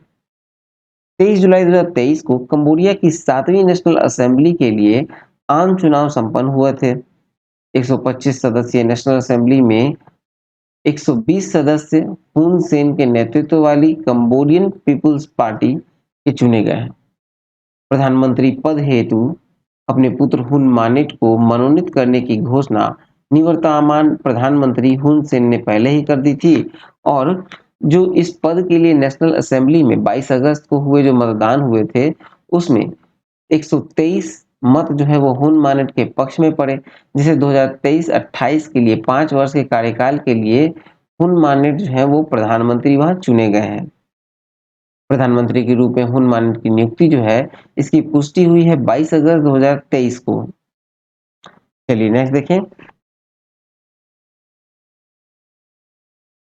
नेक्स्ट टॉपिक है जोहान्सबर्ग। जोहान्सबर्ग में ब्रिक्स का 15वां शिखर सम्मेलन, ठीक है? ब्रिक्स का 15वां शिखर सम्मेलन हुआ था कहाँ? तो साउथ अफ्रीका के जोहान्सबर्ग में। अब देखा जाए तो 22 से 24 अगस्त को विश्व की 5 प्रमुख देशों जैसे कि ब्राजील, रूस, भारत, चीन और दक्षिण अफ्रीका के समूह है ब्रिक्स, ठीक है?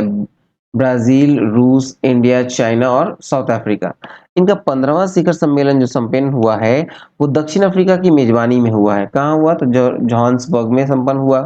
और ब्राजील के जो राष्ट्रपति हैं, जो मेजबान कंट्री है, उसके राष्ट्रपति हैं साइरिल रामाफोसा। साथ ही 67 अन्य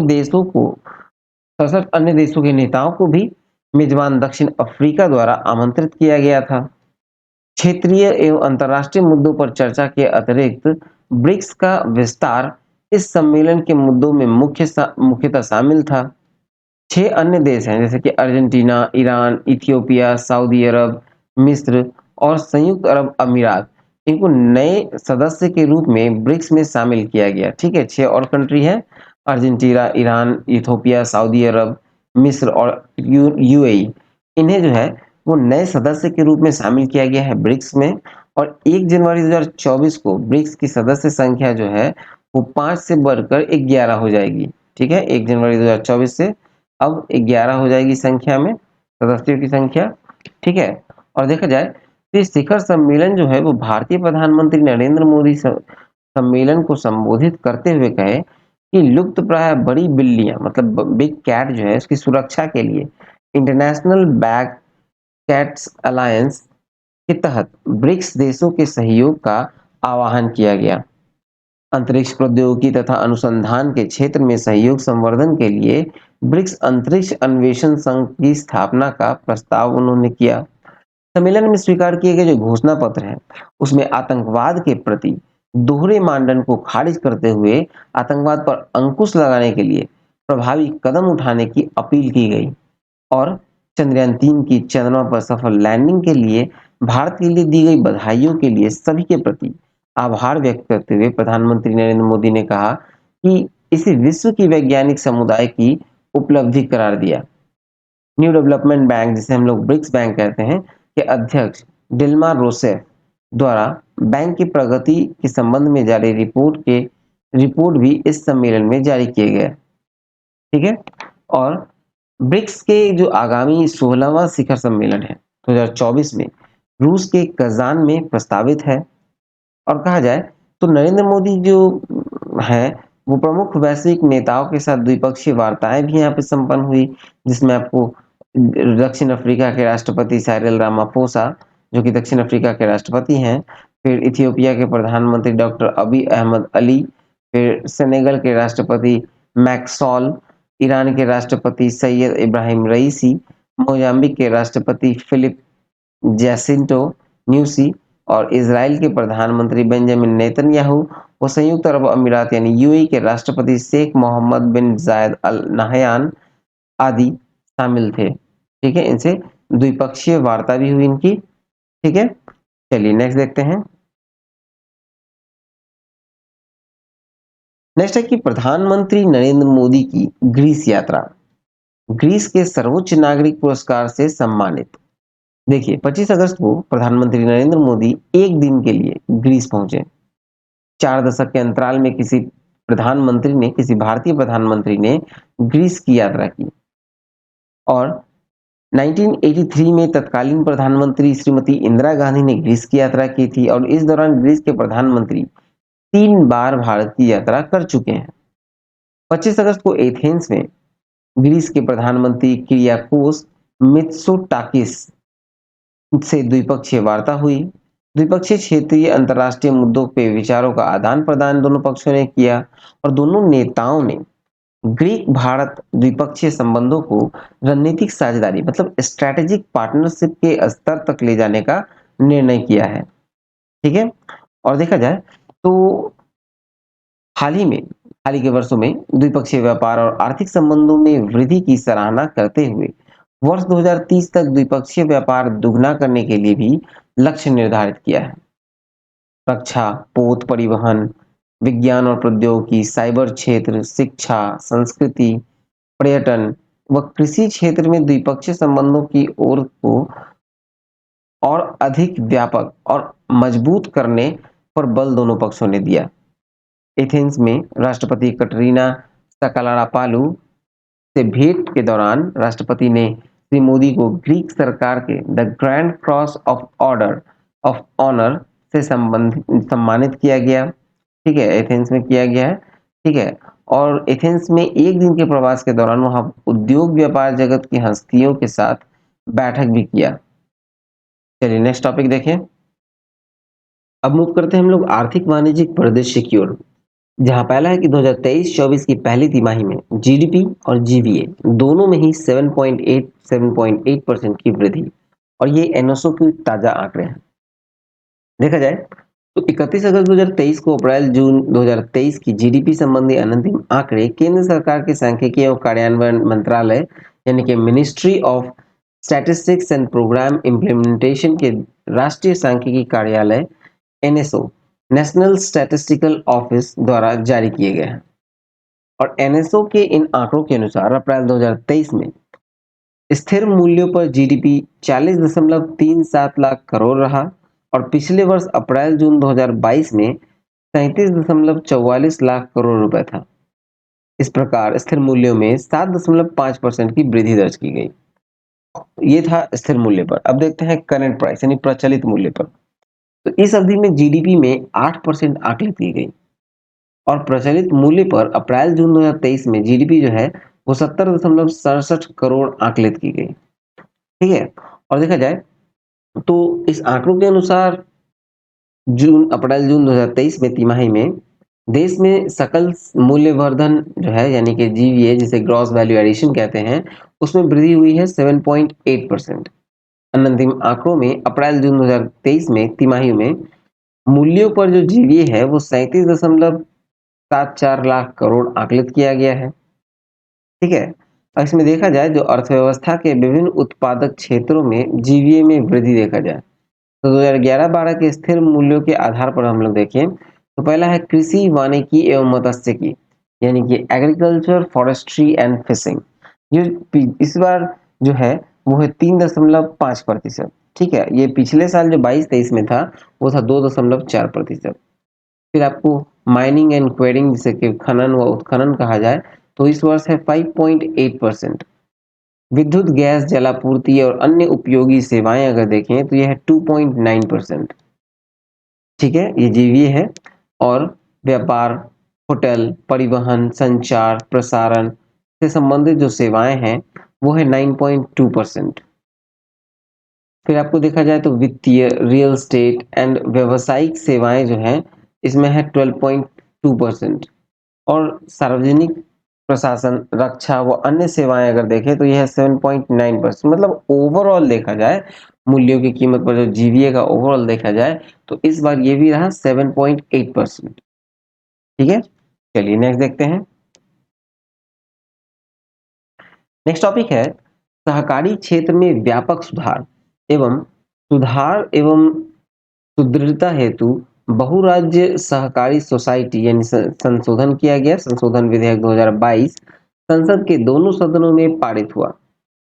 ठीक है, और देखा जाए तो जुलाई अगस्त 2023 में देश में सहकारिता के क्षेत्र में व्यापार सुधार एवं परिवर्तन लाकर इस क्षेत्र में सुदृढ़ता लाने के लिए बहुराज्य सरकारी सोसाइटी संशोधन विधेयक संसद के दोनों सदनों में पारित किया गया।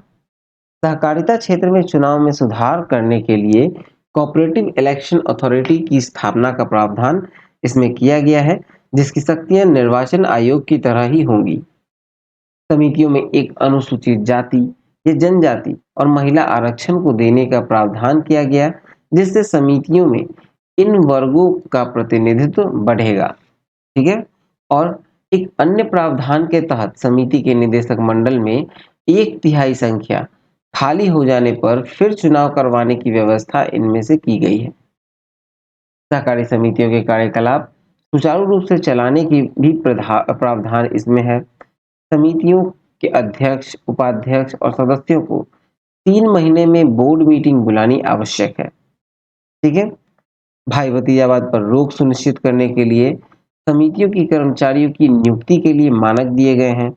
और विधेयक में cooperative rehabilitation, reconstruction and development fund की स्थापना के लिए एक नया प्रावधान जोड़ा गया है, ताकि बीमार बहुराज्य सहकारी समिति को पुनर्जीवन प्रदान किया जा सके। ठीक है, चलिए नेक्स्ट टॉपिक देखें। नेक्स्ट टॉपिक है वित्तीय समावेशन पर श्री प्रधानमंत्री नरेंद्र मोदी जनधन योजना के 9 वर्ष पूर्ण। देखा जाए तो 18 अगस्त 2023 को वित्तीय समावेशन की राष्ट्रीय मिशन, जिसे प्रधानमंत्री जनधन योजना के नाम से आमतौर पर जाना जाता है, कि 9 वर्ष पूर्ण हुए। इस योजना का जो शुरुआत हुआ था वो था 28 अगस्त 2014 को। 18 अगस्त 2023 को वित्त मंत्रालय के द्वारा जो जारी रिपोर्ट है उसमें बताया गया कि 9 अगस्त 2023 तक इस योजना के तहत खोले गए जो बैंक खाते हैं, जनधन योजना के खाते, उसकी संख्या है 50.01 करोड़। इनमें से 33.40 करोड़ खाते जो हैं वो 67% खाते ग्रामीण और अर्ध शहरी क्षेत्रों में खोले गए थे, जबकि शहरी क्षेत्र में खोले गए खातों की संख्या जो है वो 16.61 करोड़ यानी 33% थी। ठीक है, और देखा जाए तो इन खातों में 56% खाते जो हैं वो महिलाओं के हैं। वित्त मंत्रालय की रिपोर्ट के अनुसार अगर देखा जाए तो खातों में जो जमा राशि है वो है 2.03 लाख करोड़ से अधिक। ठीक है, और इस बैंक खातों में औसतन बैलेंस जो है वो 4076 था।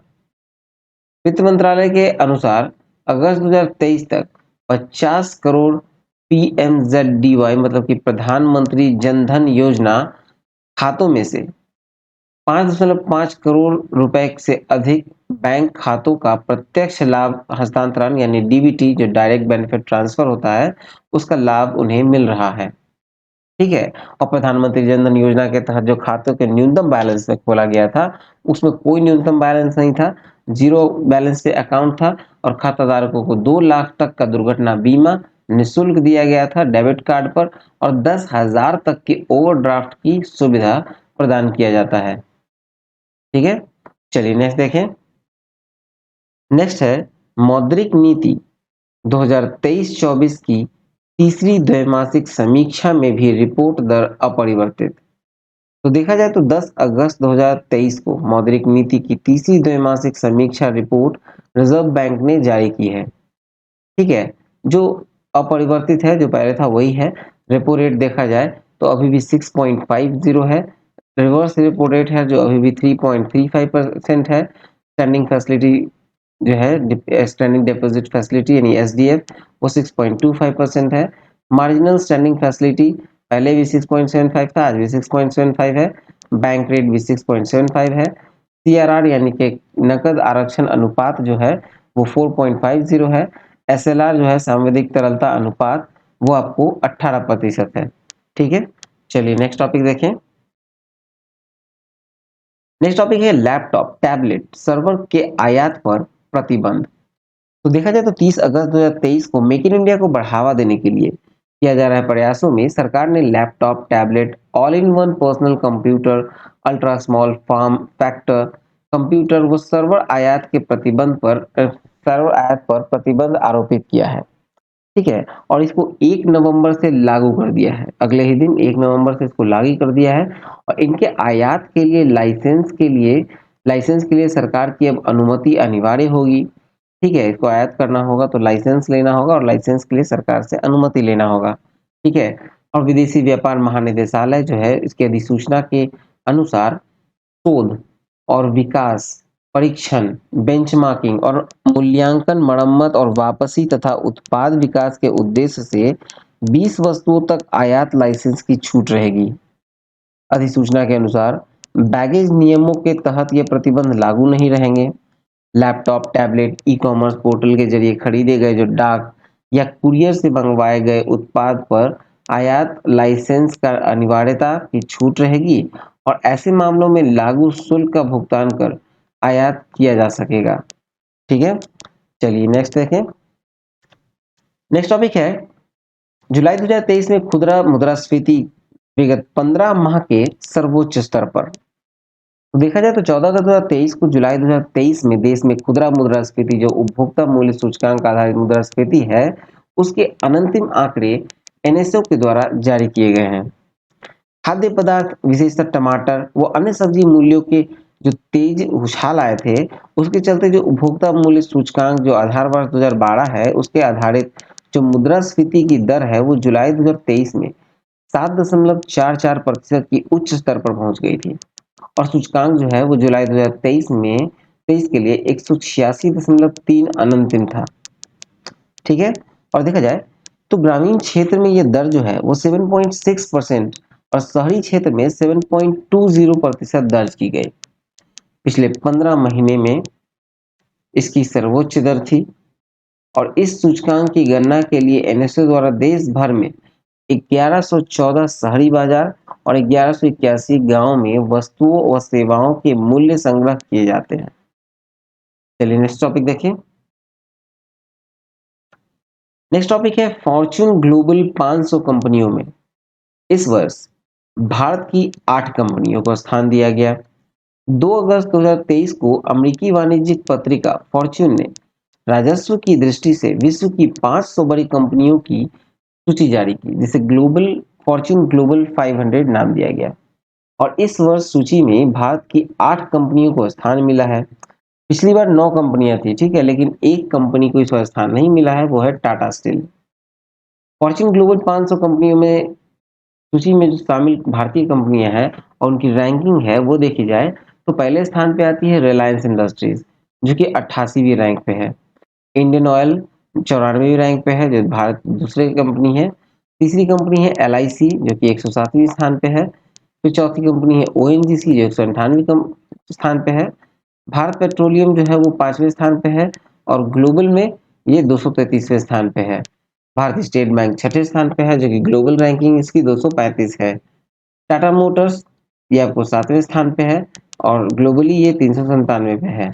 राजेश एक्सपोर्ट्स 8वें स्थान पे है और ग्लोबली ये 353वें स्थान पर है। ठीक है, और नेक्स्ट इसमें आगे देखें तो विश्व की 10 कंपनियों के बारे में तो पहला स्थान मिला है वॉलमार्ट को। अमेरिका की वॉलमार्ट कंपनी है जिसका क्षेत्र है आपको रिटेल। फिर दूसरा है सऊदी आरामको जो कि सऊदी अरब की पेट्रोलियम कंपनी है, दूसरे स्थान पे है।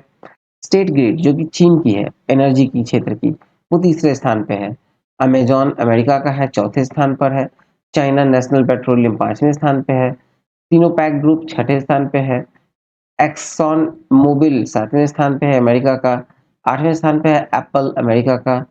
9वें स्थान पे सेल यूके का और 10वें स्थान पे यूनाइटेड हेल्थ अमेरिका का। ठीक है, और ये देखें वो कंट्री का लिस्ट, वो कंट्री है जहां पर जिस देश से सर्वाधिक, ठीक है, सर्वाधिक कंपनियां हैं ग्लोबल 500 में, तो चीन, यहाँ हांगकांग को जोड़ दिया जाए। ठीक है, हांगकांग के साथ अगर देखें तो 142 कंपनीज हैं। फिर आपको अमेरिका के 136 कंपनीज हैं, जापान के 41 कंपनी है, जर्मनी के 30 कंपनी है, फ्रांस के 23 कंपनीज हैं। ठीक है, दक्षिण कोरिया के 18 हैं, ब्रिटेन के 15 हैं, कनाडा के 14 हैं, स्विट्जरलैंड के 11 हैं और नीदरलैंड के 10 कंपनीज हैं। ठीक है, चलिए नेक्स्ट देखें। नेक्स्ट टॉपिक है ऑयल इंडिया लिमिटेड को महारत्न कंपनी तथा ओएनजीसी विदेश को नवरत्न कंपनी का दर्जा। तो देखा जाए तो अगस्त 2023 में पेट्रोलियम एवं प्राकृतिक गैस मंत्रालय के नियंत्रणाधीन कार्यरत जो है ऑयल इंडिया लिमिटेड को महारत्न कंपनी का दर्जा प्रदान किया गया और ओएनजीसी विदेश को नवरत्न कंपनी का दर्जा दिया गया। देखा जाए तो देश में महारत्न कंपनी की संख्या अब 13 हो गई, पहले 12 थी, क्योंकि ये जो कंपनी है आपको पेट्रोलियम गैस प्राकृतिक गैस मंत्रालय के नियंत्रण में जो है ऑयल इंडिया लिमिटेड, ये पहले नवरत्न कंपनी थी, अब ये महारत्न कंपनी है। तो अब यहाँ महारत्न कंपनी की संख्या कितनी हो गई है, तो 13 हो गई है। और ओएनजीसी विदेश लिमिटेड जो है वो पहले मिनी रत्न कंपनी थी, लेकिन अब ये नवरत्न कंपनी है। तो नवरत्न कंपनियों की संख्या 13 ही है, ठीक है, वो बनी हुई है। अब देखा जाए तो देश में 13 महारत्न कंपनियां देखें जो अगस्त 2023 की स्थिति है, तो ये हम आपको पीडीएफ में दे देंगे। ठीक है, भारतीय इस्पात प्राधिकरण, सेल, भारतीय तेल निगम, फिर कोल इंडिया लिमिटेड, गेल लिमिटेड, फिर power grid corporation of India, power finance corporation. ठीक है, ये 13 का लिस्ट आपको हम लोग नवरत्न कंपनी महारत्न कंपनी का लिस्ट में दे देंगे पीडीएफ में। उसी तरह से देश में जो 13 नवरत्न कंपनियां हैं उनकी भी सूची है। ठीक है, पहला है नेशनल एल्यूमिनियम कंपनी, फिर है महानगर टेलीकॉम निगम लिमिटेड, भारत इलेक्ट्रॉनिक्स लिमिटेड, भारतीय नौवहन लिमिटेड निगम। ठीक है, तो इसको भी हम लोग आपको पीडीएफ में दे देंगे। तो चलिए नेक्स्ट टॉपिक की ओर मूव करते हैं। अब आते हैं हम लोग नियुक्ति यानी अपॉइंटमेंट्स की ओर। तो देखा जाए तो मतदाता जागरूकता एवं शिक्षण अभियान के लिए चुनाव आयोग ने अपना राष्ट्रीय आइकन नियुक्त किया, जो है सचिन तेंदुलकर। ठीक है, जो कि भारत रत्न से सम्मानित पूर्व भारतीय क्रिकेटर है। ठीक है, सचिन तेंदुलकर को नियुक्त किया गया है राष्ट्रीय आइकन के रूप में। चलिए नेक्स्ट है राजस्थान कर्मचारी चयन बोर्ड के नए अध्यक्ष कौन नियुक्त हुए हैं। तो ये हुए हैं मेजर जनरल आलोक राज। ठीक है, मेजर जनरल आलोक राज सेवानिवृत्त है। फिर नेक्स्ट है राष्ट्रीय हरित न्यायाधिकरण यानी नेशनल ग्रीन ट्रिब्यूनल के नए अध्यक्ष कौन नियुक्त हुए। तो ये हुए हैं श्री न्यायमूर्ति प्रकाश श्रीवास्तव, जो कि कलकत्ता उच्च न्यायालय के पूर्व न्यायाधीश न्यायमूर्ति हैं। ठीक है, फिर नेक्स्ट है कि राष्ट्रीय बुक ट्रस्ट यानी एनबीटी के नए अध्यक्ष नियुक्त हुए हैं। तो ये हुए हैं प्रोफेसर मिलिंद सुधाकर मराठे। नेक्स्ट है केंद्रीय सरकार के कैबिनेट के सचिव के कार्यकाल में 1 वर्ष की पुनर्वृद्धि हुई और ये है राजीव गाबा। ठीक है, कैबिनेट सचिव राजीव गाबा 23 अगस्त 2024 तक के लिए इनके कार्यकाल में पुनः वृद्धि की गई है। चलिए नेक्स्ट देखें। नेक्स्ट है भारतीय विशिष्ट पहचान प्राधिकरण यानी कि UIDAI unique identification authority of India का अंशकालिक अध्यक्ष यानी पार्ट टाइम चेयरपर्सन जो नियुक्त हुए हैं वो है नीलकंठ मिश्र, जो कि एक्सिस बैंक के मुख्य अर्थशास्त्री और एक्सिस कैपिटल के वैश्विक अनुसंधान प्रमुख हैं। फिर नेक्स्ट है आपको सार्वजनिक क्षेत्र के पावर फाइनेंस कॉर्पोरेशन के नए चेयरमैन नियुक्त हुए, तो ये हुए हैं Parminder Chopra. Next railway board की पहली महिला अध्यक्ष सह मुख्य कार्यकारी अधिकारी, तो ये जया वर्मा सिन्हा हुई हैं। फिर नेक्स्ट है केंद्रीय गृह सचिव के कार्यकाल में भी 1 वर्ष की और वृद्धि, तो ये है अजय भल्ला में। ठीक है, अजय भल्ला के कार्यकाल में, जो कि केंद्रीय गृह सचिव कार्य है ना, केंद्रीय गृह सचिव के कार्यकाल में 1 वर्ष की वृद्धि की गई है, तो वो है अजय भल्ला। चलिए नेक्स्ट देखें। अब आते हैं पुरस्कार सम्मान की ओर, प्रतियोगिता दर्पण के पुरस्कार सम्मान की ओर। देखा जाए तो राजीव गांधी सद्भावना पुरस्कार 2020-21। तो देखा जाए तो 20 अगस्त 2023 को स्वर्गीय राजीव गांधी के 79वें जन्म दिवस पर नई दिल्ली में जवाहर भवन में आयोजित कार्यक्रम राजीव गांधी सद्भावना का 25वां पुरस्कार वर्ष 2020-21 प्रदान किए गए और इसके जो विजेता हैं वो है वनस्थली विद्यापीठ यानी कि वनस्थली यूनिवर्सिटी जो कि राजस्थान में है। पुरस्कार की राशि जो है वो है 10 लाख रुपए और प्रशस्ति पत्र। फिर देखा जाए इसमें कि भारत छोड़ो आंदोलन की स्वर्ण जयंती के अवसर पर 1993 में स्थापित ये पुरस्कार शांति, सांप्रदायिक सद्भाव और राष्ट्रीय एकता के क्षेत्र में विशेष योगदान के लिए एक वर्ष के अंतराल पर मतलब प्रत्येक वर्ष के अंतराल पर दिया जाता है और वर्ष 2014 तक ये जो था ये पुरस्कार पुरस्कार जो है वो प्रति वर्ष दिया जाता था। अब एक एक वर्ष के अंतराल पर दिया जाता है। ठीक है, चलिए नेक्स्ट देखें। नेक्स्ट है कीर्ति चक्र एवं शौर्य चक्र पुरस्कार 2023।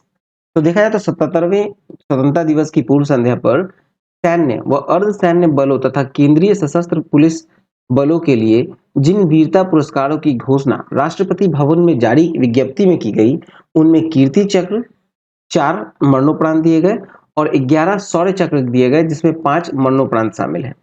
अब देखिए ये पुरस्कार जो है वो उसके बारे में देखिए तो कीर्ति चक्र में पहला दिया गया है दिलीप कुमार दास को। यहाँ 4 लोगों को दिया गया है कीर्ति चक्र और चारों को मरणोपरांत दिया गया है। दिलीप कुमार दास इन्हें मरणोपरांत दिया गया है, ये सीआरपीएफ से थे। राजीव कुमार यादव इन्हें भी मरणोपरांत दिया गया है, ये भी सीआरपीएफ से थे। बबलू राभा ये भी मरणोपरांत दिया गया है, सीआरपीएफ से थे। और शंभू रॉय इन्हें भी मरणोपरांत दिया गया है, सीआरपीएफ से थे। अब आते हैं शौर्य चक्र की ओर। शौर्य चक्र कुल 11 लोगों को दिया गया है। मेजर विजय वर्मा आर्मी के, मेजर विकास शंभू मरणोपरांत आर्मी के, 5 लोगों को दिया गया है मरणोपरांत। ठीक है, और देखा जाए मेजर मुस्तफा बोहरा मरणोपरांत आर्मी से, मेजर सचिन नेगी आर्मी से हैं। ठीक है, और मेजर राजेंद्र प्रसाद जाट, मेजर रविंद्र सिंह रावत, हवलदार विवेक सिंह तोमर, नायक भीम सिंह, राइफलमैन कुलभूषण मंता, सैफुल्ला कादरी और गामित मुकेश कुमार सीआरपीएफ से है ये। ठीक है, इतने लोगों को शौर्य चक्र दिया गया। चलिए आगे देखें। नेक्स्ट टॉपिक है प्रधानमंत्री श्री नरेंद्र मोदी को लोकमान्य तिलक राष्ट्रीय पुरस्कार। तो 1 अगस्त 2023 को पुणे स्थित लोकमान्य तिलक स्मारक मंदिर ट्रस्ट का इस वर्ष का जो राष्ट्रीय पुरस्कार है प्रधानमंत्री नरेंद्र मोदी को दिया गया। ट्रस्ट के जो मुख्य ट्रस्टी हैं दीपक तिलक, उन्होंने ये पुरस्कार प्रदान किया। तिलक स्मारक ट्रस्ट का मानना है कि प्रधानमंत्री मोदी ने नागरिकों के बीच देशभक्ति की भावना को बढ़ावा दिया है जिसके लिए उन्हें सम्मानित किया गया है। ठीक है, नेक्स्ट देखें। नेक्स्ट है मिस अर्थ इंडिया वो miss international India 2023।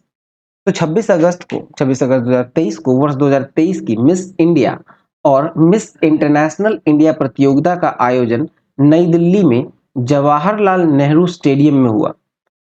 Divine Miss Earth India के जो विजेता हैं वो है प्रियन सेन, जयपुर की हैं और ये 20 वर्षीय हैं। फिर रवीना अंजना राजस्थान की 24 वर्षीय हैं। ठीक है,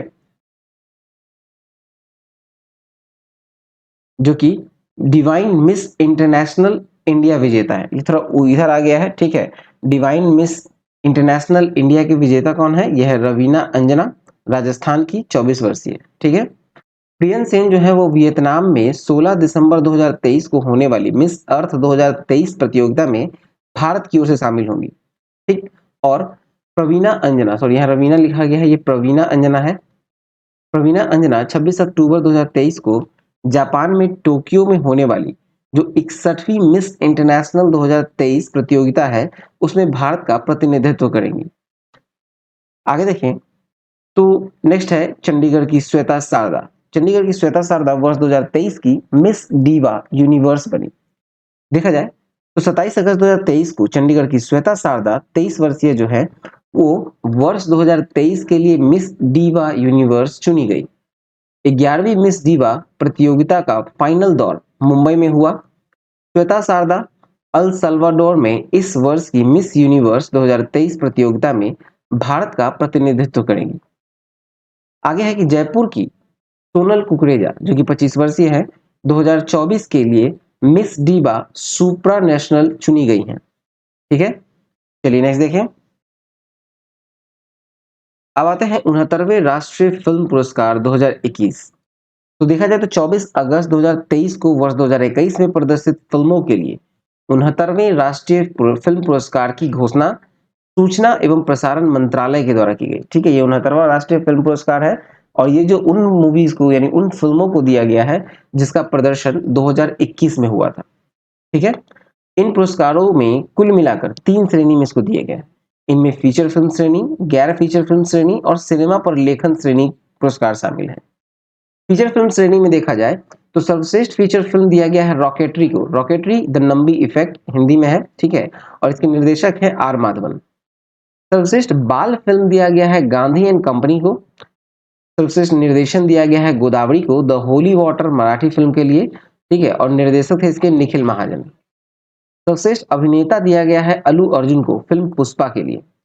सर्वश्रेष्ठ अभिनेत्री दिया गया है आलिया भट्ट को गंगूबाई काटियावाड़ी और कृति सेनन को दिया गया है फिल्म मिमी के लिए। संयुक्त रूप से इन दोनों को दिया गया है। दोनों फिल्में जो है वो हिंदी में प्रदर्शित हुई हैं। ठीक है, चलिए नेक्स्ट देखें। आगे है सर्वश्रेष्ठ सहायक अभिनेता। ये है पंकज त्रिपाठी, मिमी के लिए दिया गया है, हिंदी में है। सहायक अभिनेत्री, सर्वश्रेष्ठ सहायक अभिनेत्री जो है वो है पल्लवी जोशी, कश्मीर फाइल्स जो कि हिंदी में है। सर्वश्रेष्ठ पार्श्व गायक है काला भैरव। काला भैरव पूमीराम भीमुदो फिल्म आरआरआर के लिए। फिर दिया गया है सर्वश्रेष्ठ पार्श्व गायिका, ये दिया गया है श्रेया घोषाल को। ये दिया गया है तमिल गाने के लिए। ठीक है, यह है मायावा चायावा इरविन निझाल तमिल में। अब सर्वश्रेष्ठ गैर फीचर फिल्म श्रेणी में देखें तो सर्वश्रेष्ठ नॉन फीचर फिल्म, ठीक है, बेस्ट नॉन फीचर फिल्म जिसको रजत कमल दिया गया है 75 लाख का, वो है एक था गांव। निर्माता निर्देशक सृष्टि लाखेदा। स्वर्ण कमल और प्रत्येक को 1.5 लाख रुपए। ठीक है, और किसी किसी निर्देशक की पहली सर्वश्रेष्ठ नॉन फीचर फिल्म तो वो है पांचिका। निर्देशक हैं अंकित कोठारी। रजत कमल 75,000 और स्वर्ण कमल और प्रत्येक को 1.5 लाख रुपए। ठीक है, चलिए नेक्स्ट देखें।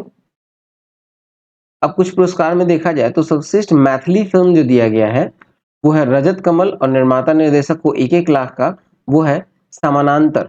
निर्देशक हैं नीरज कुमार मिश्र। सर्वश्रेष्ठ तेलुगु फिल्म के लिए दिया गया है उपेन्ना को। ठीक है, उपेन्ना वेब, और निर्देशक हैं साना बुची बाबू। सर्वश्रेष्ठ Tamil film Kadaisi Vivasayi the last farmer. ठीक है, ये आपको पूरा लिस्ट है। सर्वश्रेष्ठ हिंदी फिल्म में देखा जाए तो सरदार उधम को दिया गया है जो कि सुजीत सरकार की फिल्म है। ठीक है, इसका पीडीएफ आपको मिल जाएगा पीडीएफ में इसको। तो चलिए नेक्स्ट देखें। अब आते हैं हम लोग विविध की ओर, जहाँ पहला टॉपिक है कि भारत अमेरिका ऑस्ट्रेलिया व जापान का संयुक्त नौसैनिक अभ्यास मालाबार 2023। तो देखा जाए तो 11 से 21 अगस्त तक भारत अमेरिका ऑस्ट्रेलिया व जापान की नौसैनिकों का संयुक्त अभ्यास मालाबार 2023 ऑस्ट्रेलिया के पूर्वी तट के निकट जो सिडनी है, सिडनी के निकट संपन्न हुआ। मालाबार संयुक्त अभ्यास का ये 27वां संस्करण था और इसका पहला बंदरगाह चरण जो है वो 11 से 15 अगस्त को और दूसरा समुद्री चरण जो है वो 16 से 21 अगस्त को संपन्न हुआ है। ठीक है, चलिए नेक्स्ट देखें। नेक्स्ट है बहुराष्ट्रीय सैन्य अभ्यास ब्राइट स्टार 2023, पहली बार भारत की भी भागीदारी। तो देखा जाए तो 31 अगस्त को मिस्र की मेजबानी में तीनों सेनाओं का बहुराष्ट्रीय द्विवार्षिक संयुक्त अभ्यास ब्राइट स्टार काहिरा स्थित मोहम्मद नजीब सैन्य केंद्र पर प्रारंभ हुआ और ये अभ्यास जो है वो 14 सितंबर 2023 तक चलेगा। इसमें अमेरिका, सऊदी अरब, कतर, भारत, ग्रीस के सहित कुल 34 देशों के लगभग 8,000 सैन्यकर्मी इसमें शामिल हुए हैं। भारत पहली बार ही इस संयुक्त अभ्यास में इस वर्ष शामिल हुआ है और यह संयुक्त अभ्यास जो है वो मिस्र में 2-2 वर्ष के अंतराल पर होता है। चलिए नेक्स्ट देखें। नेक्स्ट है भारत व ऑस्ट्रेलिया का संयुक्त नौसैनिक अभ्यास ऑस इंडेक्स 2023। ठीक है, ऑस इंडेक्स 2023 है तो ये 22 से 25 अगस्त को हुआ। भारतीय नौसेना और ऑस्ट्रेलियाई नौसेना यानी कि रॉयल ऑस्ट्रेलियन नेवी के साथ द्विवार्षिक नौसैनिक अभ्यास है ऑस इंडेक्स 2023 और ये सिडनी के निकट संपन्न हुआ। ये द्विवार्षिक संयुक्त अभ्यास का यह 5वां संस्करण था। चलिए नेक्स्ट देखें। अब आते हैं हम लोग निधन की ओर, जहां है येवगेनी प्रिगोजिन। रूस की प्राइवेट मिलिट्री वैगनआर के प्रमुख येवगेनी विक्टोरोविच प्रिगोजिन का विमान दुर्घटना में निधन हो गया। फिर नेक्स्ट है विकास सिन्हा 2001 में पद्मश्री, 2010 में पद्म भूषण से सम्मानित प्रसिद्ध परमाणु वैज्ञानिक विकास सिन्हा का कोलकाता में 78 वर्ष की आयु में निधन हो गया। फिर नेक्स्ट है बिंदेश्वर पाठक, सुलभ इंटरनेशनल सोशल सर्विसेज के संस्थापक हैं बिंदेश्वर पाठक, जिनका 80 वर्ष की आयु में निधन हो गया। नेक्स्ट है सी आर राव, प्रसिद्ध गणितज्ञ, सांख्यिकीविद, कैलिमपुडी राधाकृष्ण राव का 102 वर्ष की आयु में निधन हो गया। अब आते हैं हम लोग पुस्तक की ओर। पुस्तक में पहला है मेमोइर्स ऑफ मैवरिक, इसके लेखक हैं मणिशंकर अय्यर।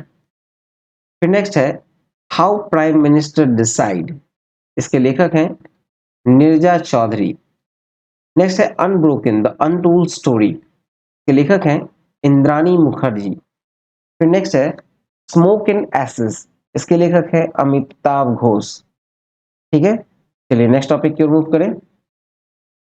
अब मूव करते हैं हम लोग खेल कूद की ओर, जहां पहला है भारत आयरलैंड T20 श्रृंखला। तो देखा जाए तो अगस्त 2023 में आयरलैंड के विरुद्ध 3 T20 मैचों की श्रृंखला खेलने के लिए भारतीय क्रिकेट टीम ने आयरलैंड का दौरा किया। श्रृंखला के जो विजेता है वो है भारत 2-0 से, और भारतीय क्रिकेट टीम का नेतृत्व जो कप्तानी किए थे वो थे जसप्रीत बुमराह। नेक्स्ट है फीफा महिला विश्व कप 2023। तो 20 जुलाई से 20 अगस्त तक चला और ये ऑस्ट्रेलिया और न्यूजीलैंड की मेजबानी में हुआ था महिलाओं का 9वां फीफा विश्व कप फुटबॉल टूर्नामेंट। फाइनल विजेता है स्पेन 1-0 से, और स्पेन पहली बार इस विश्व कप को जीत सका है। उप विजेता फाइनल में जो हारे हैं वो है England. Player of fair play award दिया गया है जापान को। और विश्व कप 2023 में टूर्नामेंट में खेलने वाली टीमों की संख्या जो थी वो कुल 32 टीमें थी। जो शुभंकर था, जिसे मैस्कॉट कहते हैं, वो उसका नाम था ताजुनी। ताजुनी क्या है? तो एक फन फुटबॉल लविंग पेंगुइन है। ठीक है, और टूर्नामेंट में खेले गए कुल मैचों की संख्या थी 64। गोल्डन बूट पुरस्कार दिया गया है हिनाटा मियाजावा को, जो कि जापान के हैं और उसने टूर्नामेंट में सर्वाधिक 5 गोल किए। ठीक है, महिलाओं का था फीफा विश्व कप। इसमें आगे देखें तो सर्वश्रेष्ठ खिलाड़ी का जो गोल्डन बॉल पुरस्कार है वो दिया गया है एताना बोनमाती को। ठीक है, स्पेन की है। फिर सर्वश्रेष्ठ गोलकीपर का गोल्डन ग्लोब पुरस्कार विजेता ये है मैरी पियर्स, इंग्लैंड के। और महिलाओं का जो फीफा वर्ल्ड कप का आयोजन भी 4-4 वर्ष के अंतराल पर होता है। मतलब जिस वर्ष पुरुषों का होता है उसके अगले वर्ष महिलाओं का होता है। ठीक है, और अंतराल वही सेम है 4 वर्ष। चलिए आगे देखें। नेक्स्ट है पुरुषों की एशियाई हॉकी चैंपियनशिप। तो 3 से 12 अगस्त को भारत की मेजबानी में पुरुषों के 7वें एशियाई हॉकी चैंपियनशिप टूर्नामेंट संपन्न हुआ। विजेता था भारत 4-3 से, और उप विजेता मलेशिया। टूर्नामेंट में शामिल कुल देश जो है वो 6 थे। टूर्नामेंट में सर्वाधिक गोल जो किए थे वो थे हरमनप्रीत सिंह, 9 गोल किया गया था इनके द्वारा, और ये भारतीय टीम के कप्तान हैं। सर्वश्रेष्ठ खिलाड़ी का जो पुरस्कार दिया गया है वो मनदीप सिंह को दिया गया, जो कि भारत के हैं। सर्वश्रेष्ठ गोलकीपर का पुरस्कार दिया गया किम जाए हियोन को, जो कि दक्षिण कोरिया के हैं, और भारत का चौथी बार यह टूर्नामेंट जीतने में सफलता प्राप्त की। नेक्स्ट है महिलाओं का British open 2023 AIG women's open. तो देखा जाए तो 2 से 13 अगस्त को महिलाओं के लेडीज ओपन गोल्फ टूर्नामेंट यानी AIG विमेंस ओपन का British open golf tournament England में सरे में संपन्न हुआ। विजेता है लिलिया वू, अमेरिका के हैं, और उप विजेता है चार्ले हल, इंग्लैंड की। पुरुषों की द ओपन चैंपियनशिप 2023 में अगर देखें तो जुलाई 2023 में पुरुषों की वर्ष 2023 के अंतिम major golf tournament the open championship का आयोजन इंग्लैंड में होइलेक में हुआ। विजेता है ब्रियान हरमन, अमेरिका के। चलिए नेक्स्ट देखें। अगला है राष्ट्रीय शतरंज चैंपियनशिप 2023। तो 18 से 26 अगस्त को पुरुषों की 7वीं राष्ट्रीय शतरंज प्रतियोगिता पुणे में संपन्न हुई। विजेता है SP Sethuraman, petroleum sports promotion board के, और दूसरा स्थान मिला विष्णु प्रसन्ना को। चलिए नेक्स्ट देखें। अब आते हैं फिडे शतरंज विश्व कप की ओर। तो देखा जाए तो 29 जुलाई से 24 अगस्त को अजरबैजान में बाकू में फिडे शतरंज विश्व कप 2023 संपन्न हुआ।